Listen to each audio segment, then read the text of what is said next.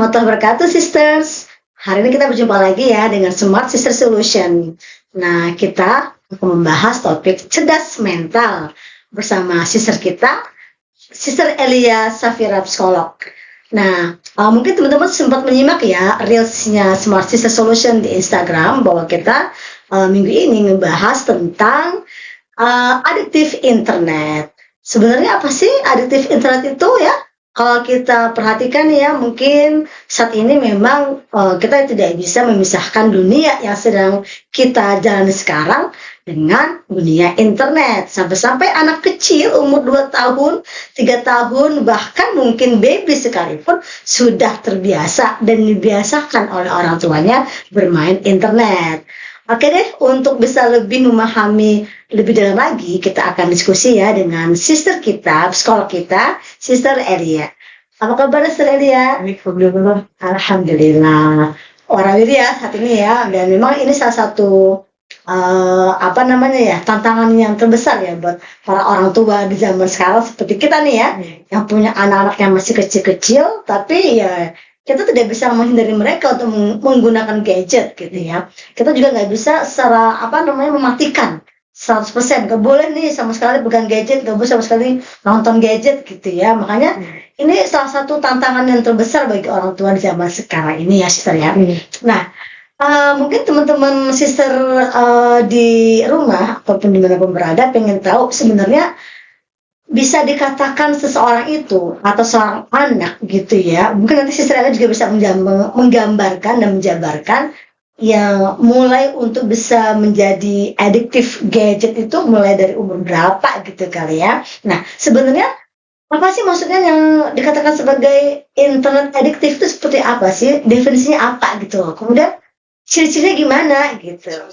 Jadi kalau tadi udah disinggung bahwa kehidupan kita itu nggak bisa lepas sama internet. Betul, ya. Belanja, belajar, apalagi ketika mulai dari COVID kemarin gitu kan, semua dari yang TK belajarnya di rumah gitu kan. Nah, kalau terkait tentang edik internet itu sendiri, berarti kan ada keterpakuan terhadap internet, penggunaan internet. Nah, tapi tidak bisa dikontrol gitu. Jadi kecanduan itu tuh ya sebetulnya kan banyak ya macamnya kecanduan gitu kan, bukan hanya mungkin narkoba gitu, makanan, bahkan kan kalau dari segi kesehatan gula aja bisa edik gitu kan. Nah, ini tuh lebih ke arah nggak bisa lepas dari internet itu sendiri sampai nggak bisa kekontrol, mengganggu kehidupan dia gitu ya, baik secara pribadinya, dirinya gitu kan, maupun di daerah lingkungannya. Misalnya ketika jadi anak berarti akan bersinggungan sama orang tua, atau ketika dengan sekolah dia akan bersinggungan dengan sekolah, nggak ada motivasi sekolah gitu kan, ataupun dengan pekerjaan gitu kan, ketika bekerja misalnya ternyata sering bolos atau nggak datang ke kantor tapi dipakai untuk misalnya game online gitu kan, dan lain sebagainya. Jadi untuk dirinya merugikan, untuk lingkungannya merugikan, dan secara fisik juga berpengaruh gitu kan, karena dari otaknya juga kan udah membedakan gitu kan. Nah, jadi ada keterpakuan terhadap penggunaan itu sendiri, internet itu sendiri gitu. Jadi edik itu tuh ya tadi ketergantungan itu tuh karena otak udah merasakan satu kenikmatan sensasi gitu kan, dengan habit yang dibentuk, maksudnya perilaku yang berulang terus menerus menjadi sebuah habit.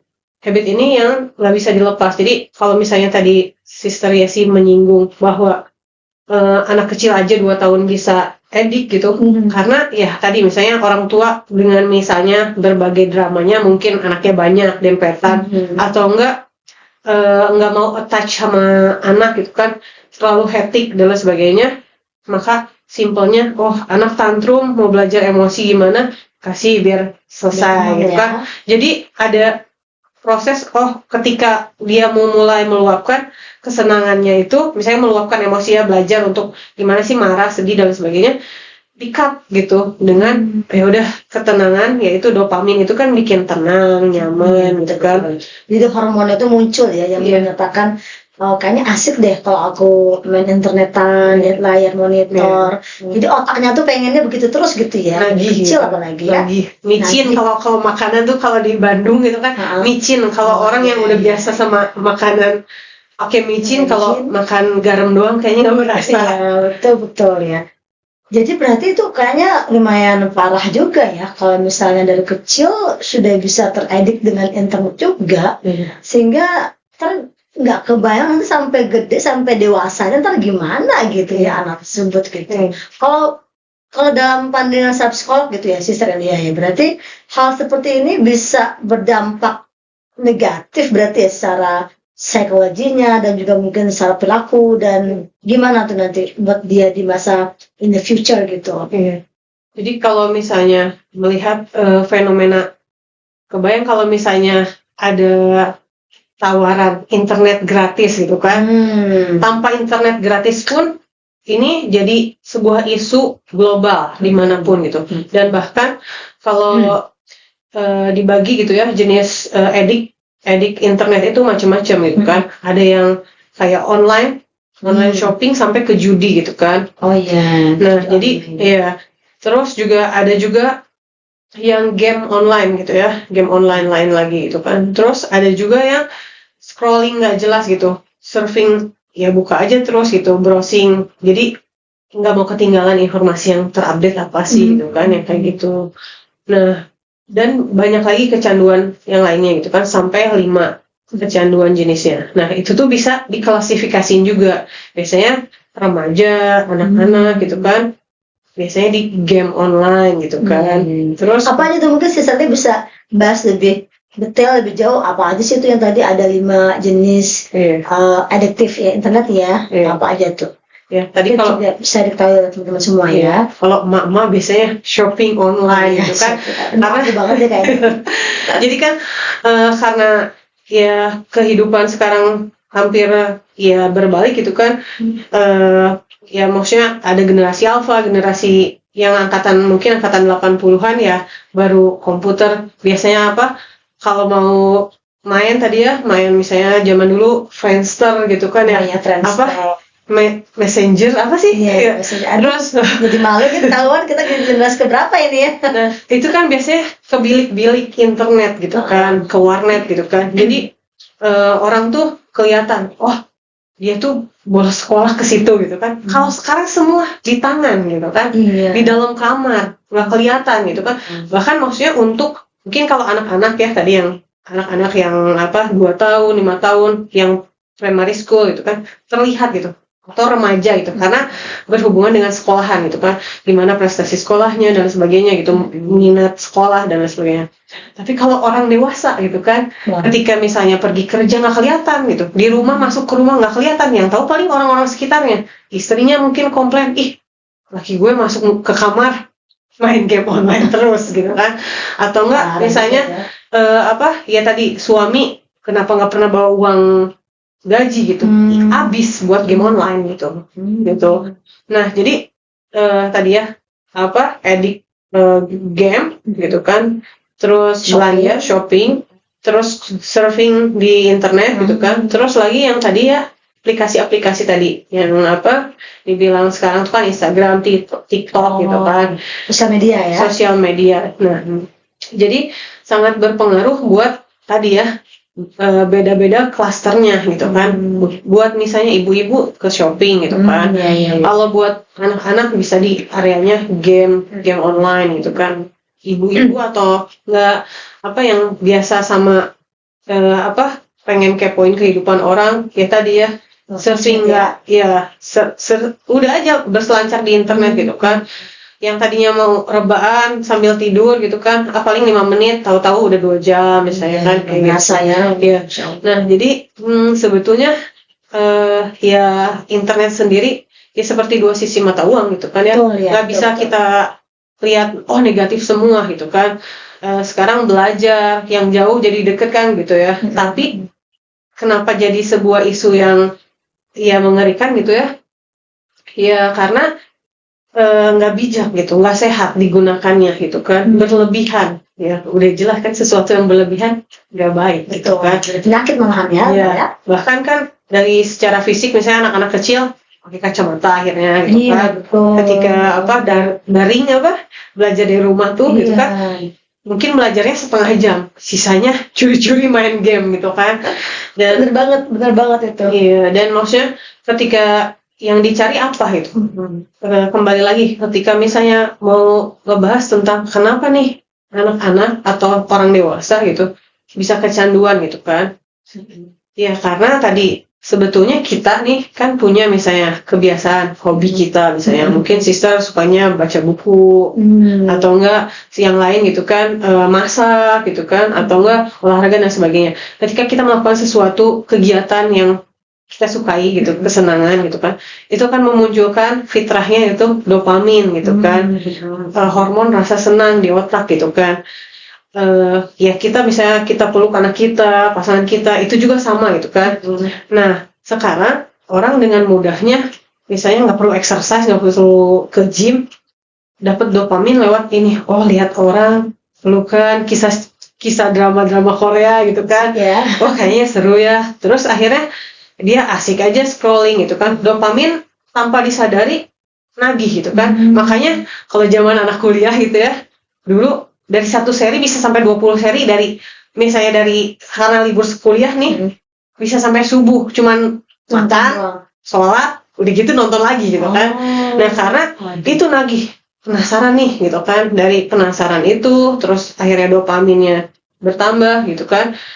Ya akhirnya ya terus edik gitu kan. Sama juga kalau kayak kita nih, biasanya mama kan sukanya hiburannya makan katanya gitu ya. Nah ternyata enak, pasti mau nagih gitu, mau lagi ke situ gitu, mau lagi gitu kan. Nah sama halnya sama anak-anak gitu kan, nggak menggunakan internet dengan sehat itu karena gini, kembali lagi ke fitrah manusia itu sendiri kan, ada fungsi akal gitu kan, ada naluri sama gorizah itu sendiri gitu kan. Kalau anak-anak gitu kan, kalau Islam kan mengajarkan ketika kita mau memberikan harta, perniagaan sesuatu yang berharga gitu kan, harus udah akalnya jalan. Betul ya. Nah, kebanyakan orang tua gitu di zaman sekarang gitu kan, sebetulnya ya muhasabah juga buat kita para orang tua gitu ya, bahwa ketika memberikan gadget itu harusnya ada pendampingan. Ya. Nah, terus dibatasin gitu kan. Ini cuma dikasih, jadi anak ngerasa udah hak saya gitu kan. Makanya ketika diambil gitu kan, dia tantrum, teriak-teriak, mungkin banting barang atau banting gadgetnya. Sebetulnya ya salahnya orang tua juga, karena pertama harus ada pembatasan gitu kan, ada klasifikasi usianya gitu kan. Sebelum pembatasan tuh, oh anak ini nggak bisa ditinggal, dikasihnya berapa lama durasinya gitu. Dan itu pun bukan oh oke, setengah jam langsung dikasih, misalnya anak yang 3 tahun setengah jam, bukan, tapi di split misalnya per 5 menit dikasih, karena mungkin dia ngelakuin sesuatu yang baik, apa kasih reward, atau enggak mainnya lagi rempong gitu kan, dikasih gitu kan. Itu pun harus didampingi. Jadi misalnya anak nonton tentang tayangan kartun yang misalnya mengedukasi tapinya gitu kan, terus kita ajakin ngobrol gitu kan, dari itu tuh apa sih hikmahnya, atau lagi cerita apa sih tadi gitu. Jadi emang interaktif, karena sebetulnya usia-usia yang sebelum sekolah itu nggak perlu gituan gitu kan. Iya sih, betul, nggak perlu sebenarnya ya. Iya, nggak perlu gitu. Karena ya yang diperlukan adalah ya adanya pendekatan orang tua gitu kan. Nah cuman zaman sekarang kadang-kadang orang tuanya udah jangan anaknya dikasih karena orang tuanya juga edik ternyata gitu. Iya betul sekali, dan memang ini kenyataan yang kita nggak bisa hindari ya. Bahkan orang tua sekalipun ya begitu juga. Anaknya misalnya dilarang pegang HP, orang tuanya juga pegang HP depan anaknya pula. Anaknya mana mau protes jadinya kan. Akhirnya yaudah deh, daripada ribut nih, kamu pegang HP juga gitu misalnya kan ya. Nah berarti ini kan sudah sebenarnya persoalan addicted internet ini tuh sudah menjalar ke semua bagi masyarakat ya, yang nggak anak-anak kecil, sekolahan, orang remaja, orang dewasa, bahkan ibu-ibu pun, ibu rumah tangga, juga bapak-bapak juga ya.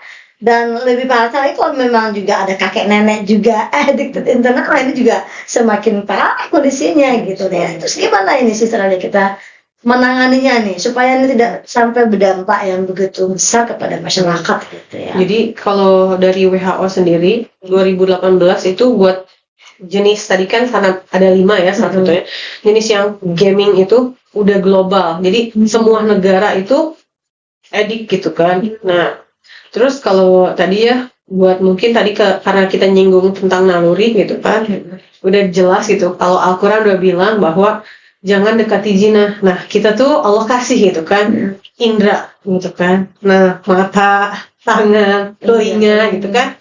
Ini bakal nanti Allah tanyain gitu kan. Sama juga peran kita sebagai orang tua gitu, sebagai anak gitu kan, bakal ditanya juga gitu kan. Nah, yang perlu disadari bahwa semua akan dihisap gitu kan.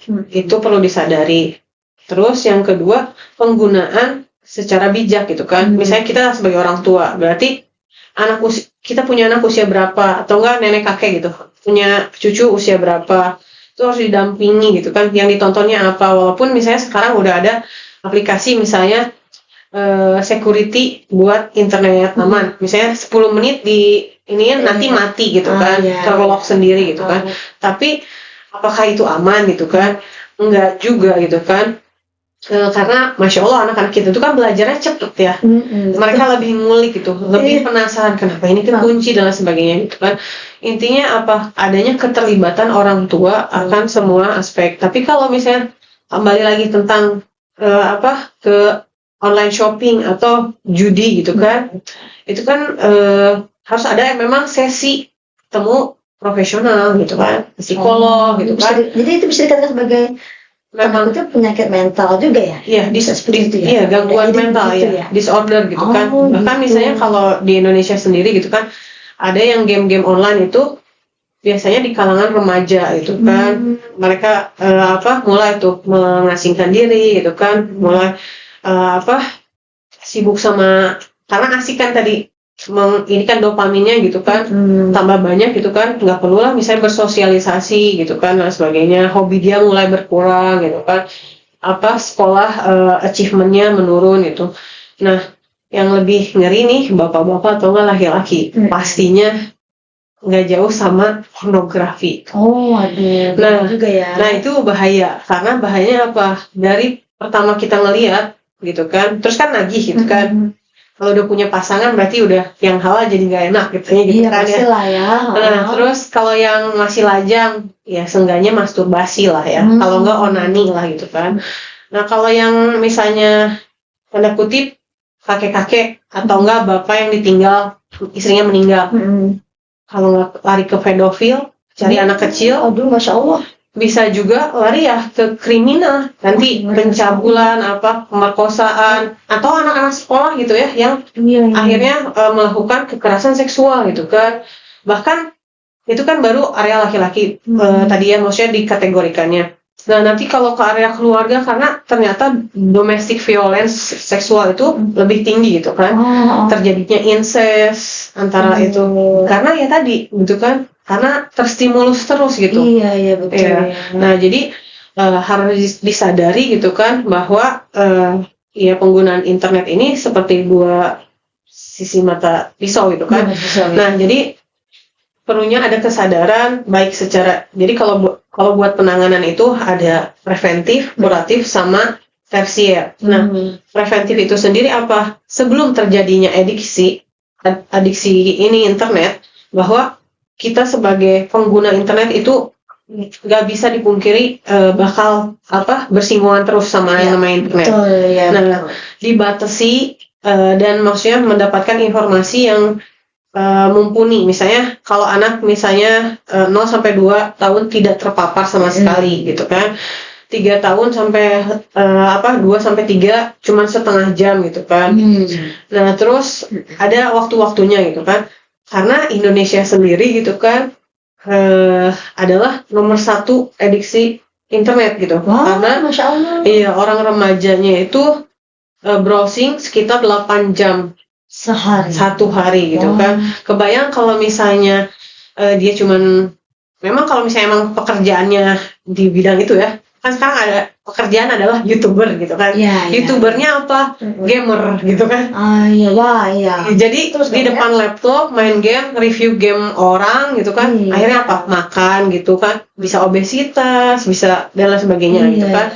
Misalnya sama keluarga, kok kayaknya nggak ada komunikasi dan sebagainya. Jadi banyak gitu kan buat dirinya sendiri dan sebagainya. Jadi preventif tuh cari informasi secara menyeluruh tadi gitu kan.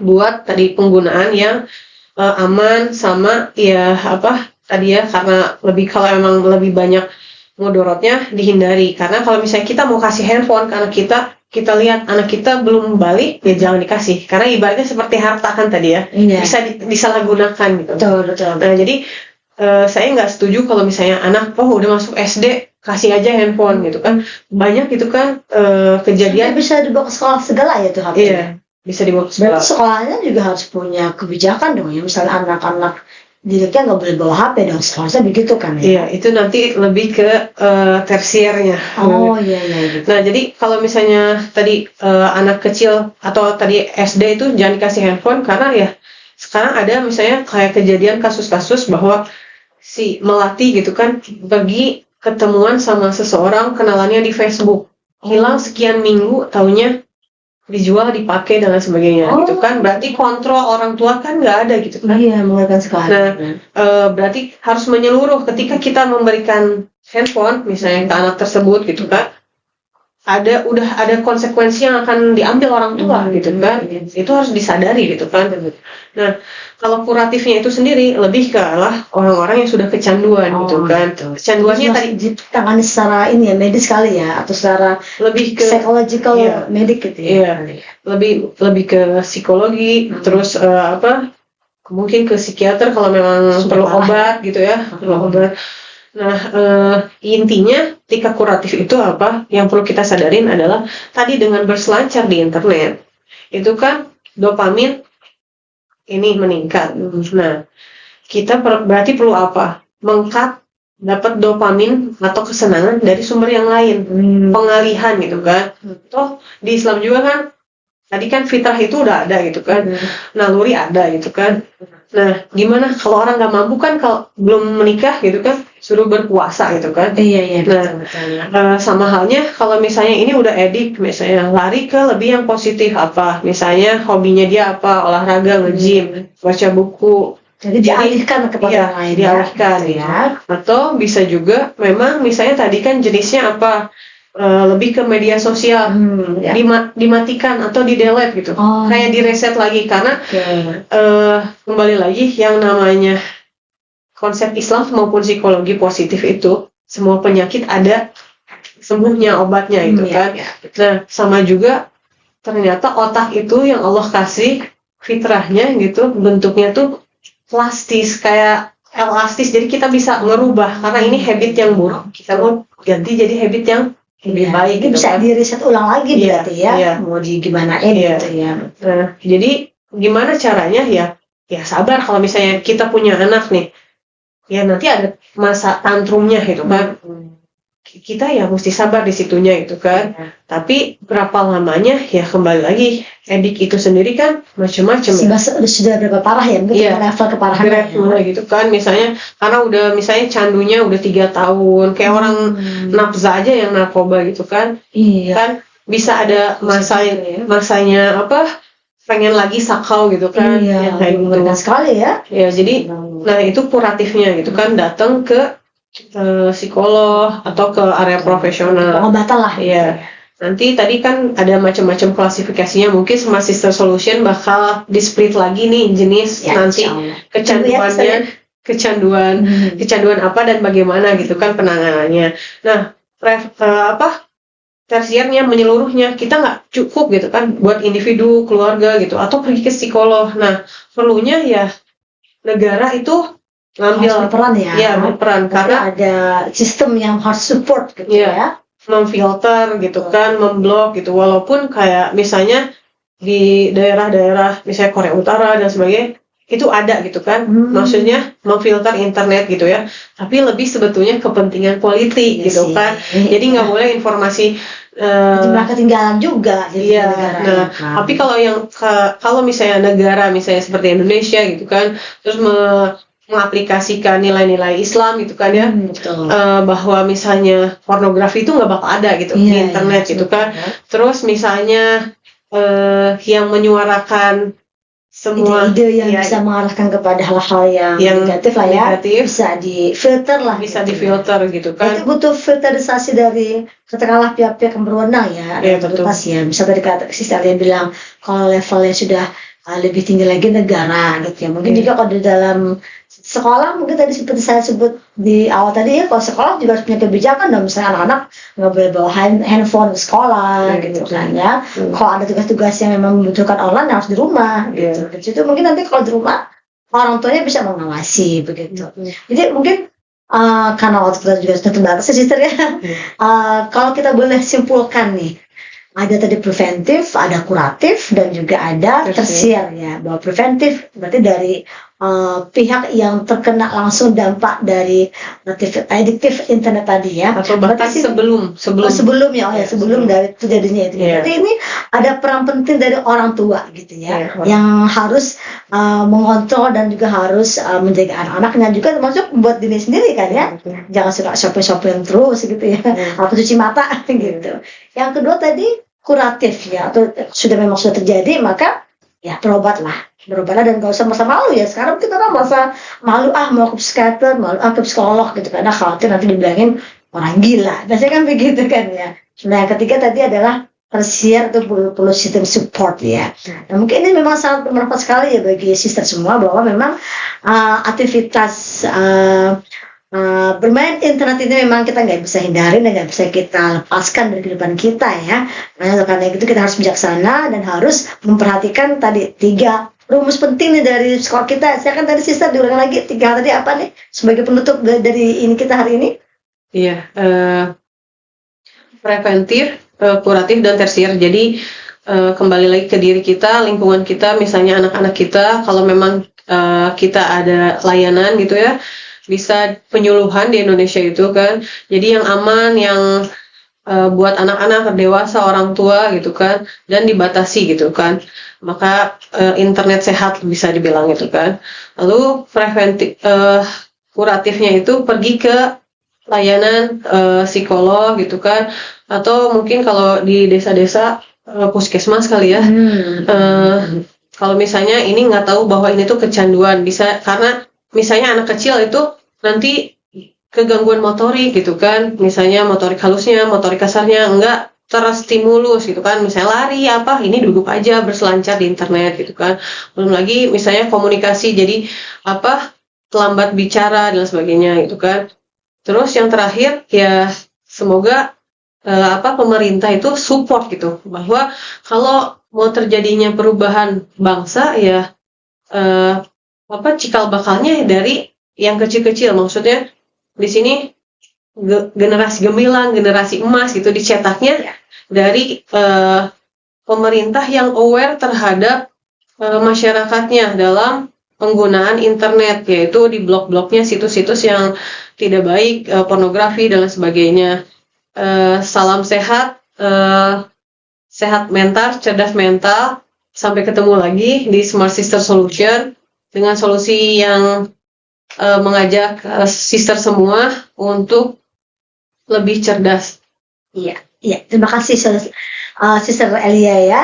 Baik semuanya, insya Allah hari ini kita demikian dulu pertemuan kita ya, podcast tentang cerdas mental kita dengan topik adiktif internet. Insya Allah malah kita jaga diri kita, para perempuan ya, para sister semua, juga anak-anak kita, keluarga kita, dan lingkungan kita. Semoga kita terhindar dari internet adiktif. Sampai ketemu lagi insya Allah. Terima kasih. Assalamualaikum. When we are called to have a friend in need, you can count on me like 1, 2, 3, I'll be there. And I know when I need it, I can count on you like 4, 3, 2, you'll be there. Cause that's what friends are supposed to do, oh yeah. Ooh,